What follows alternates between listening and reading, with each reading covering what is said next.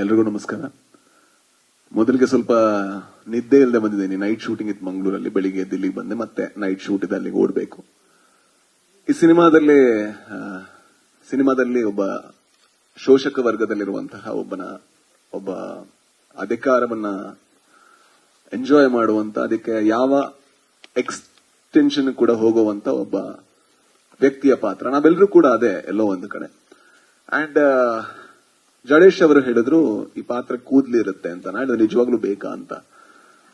ಅದಕ್ಕೆ ಅವ್ರು ಹೇಳಿದ್ರು, ಇಲ್ಲ ಸರ್ ಹಂಗ್ ಕಾಣಿಸ್ಬೇಕಾದ್ರೆ ದಯವಿಟ್ಟು ನಾನು ಕೆಲವರು ಆರ್ಟಿಸ್ಟ್ ಹೇಳ್ತೀನಿ, ಅಂದ್ರೆ ದಯವಿಟ್ಟು ಅವರಿಂದ ತಗೊಂಬರೋಣ, ಇಲ್ಲಾಂದ್ರೆ ನಾನು ಆಕ್ಟ್ ಮಾಡ್ತಾ ಇರ್ತೀನಿ, ವಿಗ್ ಇನ್ನೊಂದ್ ಕಡೆ ಇರುತ್ತೆ, ಸೊ ಅದು ಬೇಡ, ನಾನು ವಿಗ್ ಒಟ್ಟಿಗೆ ಆಕ್ಟ್ ಮಾಡಬೇಕು, ಆ ತರದ ಆರ್ಟಿಸ್ಟ್ ಇದ್ರೆ ಓಕೆ ಅಂತ.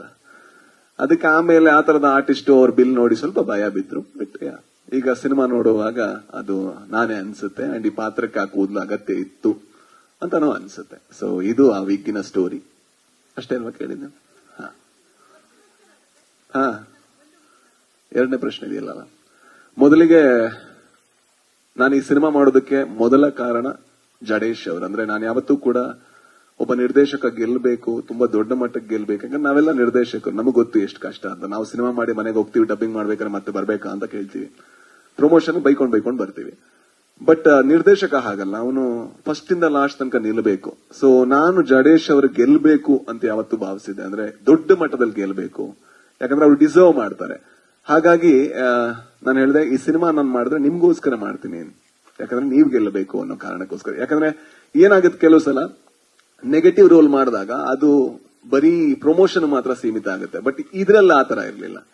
ಈ ಪಾತ್ರಕ್ಕೆ ಬಹಳ ಒಂದು ಅಸ್ಮಿತೆ ಇದೆ. ಅಂದ್ರೆ ಅವನಿಂದನೂ ಕತೆ ಮುಂದುವರಿಯುತ್ತೆ. ಸೊ ಎಲ್ಲಾ ಪಾತ್ರದ ತರ ಈ ಪಾತ್ರನೂ ಬಹಳ ಇಂಪಾರ್ಟೆಂಟ್. ಆದ್ರೆ ಕೆಲವು ಸಲ ಏನಾಗುತ್ತೆ, ಬರವಣಿಗೆಯಲ್ಲಿ ಮಾತ್ರ ಈ ಪಾತ್ರ ಇರುತ್ತೆ. ಯಾವಾಗ ಪಕ್ಕದಲ್ಲಿರುವಂತಹ ನಾಯಕ ಅವನ್ ಸ್ವಲ್ಪ ಇನ್ಸೆಕ್ಯೂರಿಟಿ ತೋರಿಸ್ತಾನೆ, ಅದು ಸ್ವಲ್ಪ ಕಮ್ಮಿ ಆಗ್ತಾ ಹೋಗ್ತಾರೆ. ಬಟ್ ವಿಜಯ್ ಸರ್ ಹಂಗಲ್ಲ. ಯಾವತ್ತೂ ಕೂಡ ಯಾಕೆ ಅವ್ನ್ ವಿಗ್ ಚೆನ್ನಾಗಿದೆ ಅಂತ ಕೇಳಿದವರಲ್ಲ, ಅಥವಾ ಅವನಿಗೆ ಯಾಕೆ ಬಿಲ್ಡಪ್ ಇದೆ ಅಂತ ಕೇಳಿದವರಲ್ಲ. ಯಾಕಂದ್ರೆ ಅವ್ರಿಗೆ ಗೊತ್ತಿತ್ತು, ಇಲ್ಲಿ ನಮ್ಮನ್ನೇನೋ ಹೈಲೈಟ್ ಮಾಡ್ತಾ ಇಲ್ಲ, ನಾವೇನೋ ನಾನ್ ರೂಲರ್ ಅಲ್ಲ, ಪಾತ್ರ ರೂಲರ್ ಅಷ್ಟೇ. ಹಾಗಾಗಿ ಅವರು ಅದನ್ನು ಒಪ್ಕೊಂಡು ಯಾವುದೇ ಇನ್ಸೆಕ್ಯೂರಿಟಿ ಇಲ್ಲದೆ ಮಾಡಿದ್ದಕ್ಕೆ ಸರ್ ನಿಮಗೆ ತುಂಬಾ ದೊಡ್ಡ thank you so much. And ಜೊತೆಗೆ ನಿರ್ಮಾಪಕರಿಗೆ, ಅಂದ್ರೆ ಒಂದು ಕನ್ನಡ ಸಿನಿಮಾನ ಮಾಡೋದು ಕಷ್ಟದ ಕೆಲಸ.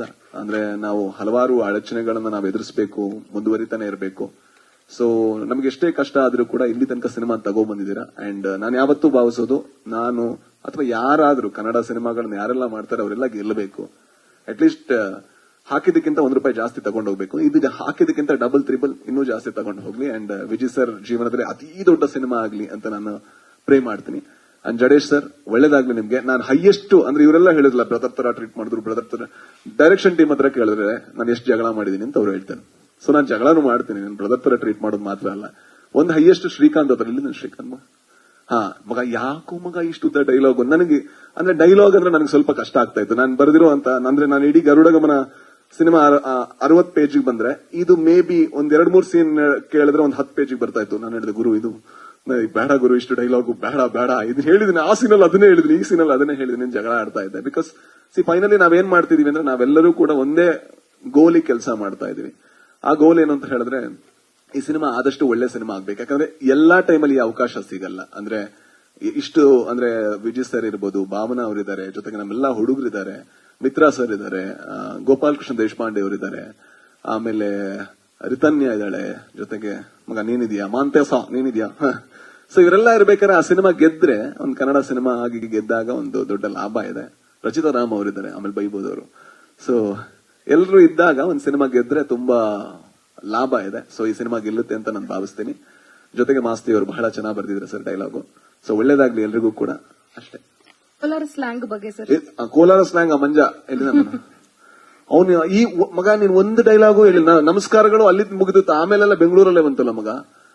ಬಟ್ ಬಹಳ ಕಷ್ಟಪಟ್ಟಿದ್ದಾನೆ ಪಾಪ ಅವನು. ಅಂದ್ರೆ ಪ್ರತಿ ಸತಿ ಕೂಡ ನಿಂತು ಅವನು ಆ ಡೈಲಾಗ್ನೆಲ್ಲ ಪಾಲಿಶ್ ಮಾಡಿ. ನಾನ್ ಸ್ವಲ್ಪ ಜಾಸ್ತಿ ಇರಿಟೇಟ್ ಮಾಡ್ತೀನಿ, ಸರಿನಾ ಇದು ಕರೆಕ್ಟ್ ಆಗಿ ಬಂತ ಅಂತ. ಸೊ ಥ್ಯಾಂಕ್ ಯು ಮಗ. ಅಂದ್ರೆ ನನಗೆ ಗೊತ್ತಿಲ್ಲ ನಿಜವಾಗ್ಲೂ ಕರೆಕ್ಟ್ ಆಗಿ ಬಂದಿದ್ಯಾ ಅಂತ. ಥ್ಯಾಂಕ್ ಯು ಮಗ, ಥ್ಯಾಂಕ್ ಯು. ಜೊತೆಗೆ ಒಬ್ಬ ಟೆಕ್ನಿಷಿಯನ್ ಹೆಸರು ಹೇಳಲೇಬೇಕು, ಬಹಳ ನನಗೆ ಖುಷಿ ಕೊಟ್ಟಂತ ಟೆಕ್ನಿಷಿಯನ್ ಸ್ವಾಮಿ ಅವರು ತುಂಬಾ ಕೆಲಸ ಮಾಡಿದ್ದಾರೆ ಈ ಸಿನಿಮಾಗೆ. ಅಂದ್ರೆ ಅವರು ದುಡ್ದಂತ ರೀತಿ ಇದೆಯಲ್ವಾ, ನಂಗೆ ಬಹಳ ಖುಷಿ ಆಯ್ತು. ಸ್ವಾಮಿಗೂ ಬಹಳ ಒಳ್ಳೇದಾಗ್ಲಿ ಅಂತ ಕೇಳ್ತಾ ಅಷ್ಟೇ ಅಲ್ವಾ? ಬೇರೆ ಹೆಸರು ಮಿಸ್ ಮಾಡ್ದ ಇಲ್ಲ ಅಲ್ವಾ? Thank you so much.